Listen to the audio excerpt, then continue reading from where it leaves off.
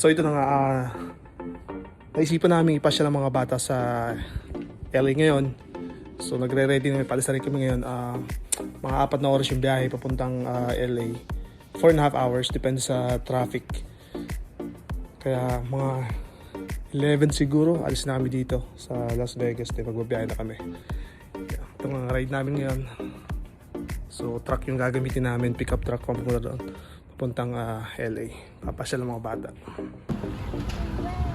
Are you guys excited? Yeah. Yes? Kuya? Yeah. What about you, Sabi? Are you guys excited? Where do you want to put yours? Hello guys! Ito na naman kami sa aming panibagong road trip na ipangako kasi namin kay Saiden na pupunta kami ngayon ng Universal Studios. Actually, matagal na namin yan na ipangako sa kanya kaso ngayon nga lang matutuloy at ngayon lang din kami nagka-time. Madami din kasing na-miss na occasion tong asawa ko kasi nga overseas yung trabaho niya. So, celebrate namin yung mga na-miss niyang birthday namin ng mga bata, yung Pasko, bagong taon. Kaya hanggat maaari at kaya, pinapasya niya kami sa iba't ibang lugar. Kaya tuwing umuwi siya, nakaplano na din lahat. Isang buwan lang din naman siya nag-i-stay, minsan every 6 months umuwi, minsan mas matagal. Minsan depende din kung kailan siya pwedeng pauwiin sa trabaho at kung kailan meron papalit sa kanya. At ito nga, nag-stop over muna kami dito sa Nevada para kumain ng lunch namin kasi hindi pa kami nagtatanghalian. Nagtingin-tingin lang din muna kami at inantay namin yung kapatid ko kasi kasama din namin sila sa pagpunta sa California. Ito na nga lang, White Castle ang kinain muna namin. Habang inaantay yung kapatid ko, tumambay muna kami dito. Naglaro na din muna tong mga bata. Nag-iyak pa nga tong si Sabi at ayaw umalis dito. Masyado nag-enjoy dito sa paglalaro. Hindi ko na lang na-videohan. Back to the road muna uli at malayo-layo ang aming biyahe. Aabutin din ng 4 na oras at syempre, California yon, mahaba ang traffic. Kaya nagpatugtog muna ang asawa ko at nagsayaw-sayaw muna kami sa sasakyan para naman hindi kami mainip at ang mga bata. Alam nyo nga, ang sarap nga mag-road trip lalo kung ang 2 batang kasama nyo ay hindi naman nag-iiyak. Walang reklamo. At ito nga sa panahon ito ay kasama na namin yung kapatid ko.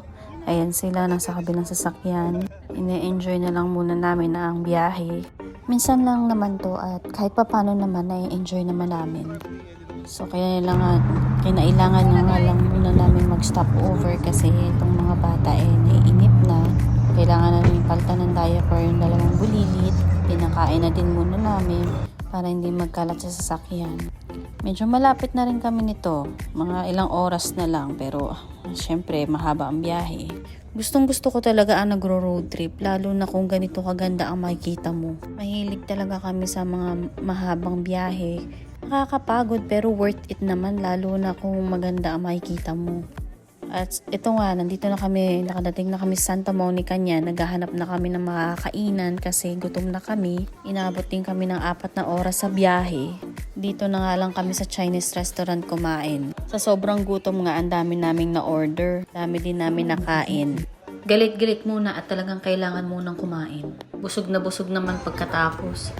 Pagkatapos nga namin kumain, nag-decide naman kami magpunta sa beach sa may pier sa Santa Monica. Gusto daw maglaro ng kapatid ko at ni Saiden. Malayo din ang lakad namin simula dito sa kinainan namin papunta dun sa pier. Siguro inabot din kami ng 15 minutes or 20 minutes paglalakad. Pero bumalik muna kami sa sasakyan namin para ikuha ng stroller ang 2 bata. Namang si Nevin at si Saiden ay nagrenta ng scooter. Gusto daw nilang itry. Enjoy na enjoy ang 2. At habang kami naman 3 ay naglalakad lang, tinitingnan lang namin ang view. Konti lang ang tao niyan, sobrang lamig. Kasi kinabukasan uulan. Pero carry naman, nakapanglamig naman kami lahat. Kahit sobrang lamig, na-enjoy naman namin ang paglalakad. Late na nga kami dumating dito sa Santa Monica kasi late din naman kami umalis ng Las Vegas. Wala masyadong naglalakad ng mga time na to, kaya medyo okay. I think mas okay maglakad ng gabi kaysa sa umaga or hapon kasi pagka ganong mga oras sobrang daming tao. Pero kapag mga paggabi na, konti na lang ang tao, mas okay. Gawa ng mga bata. Natatanda ko nung huli kami nagpunta dito, doon sa Babagamp na yun kami kumain. Ang daming rides na pwedeng sakyan. Pero mas gusto naman nila na maglaro na lang dun sa parang Ano bang tawag dun? Hindi ko alam tawag dyan. Yan, dyan sila naglaro. Pati ako nakilaro din. Kailangan kasi ng 3 player. At yung kapatid ko nga nanalo, pwede siyang kumuha ng isang stuffed toy. Nakadalawa o 3 ata kaming laro dyan.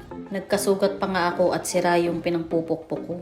Di rin naman kami nagtagal doon at umuwi na rin kami sa hotel. Hinanap pa namin. 30 minutes yata ang biyahe namin papunta dito sa Garland Hotel.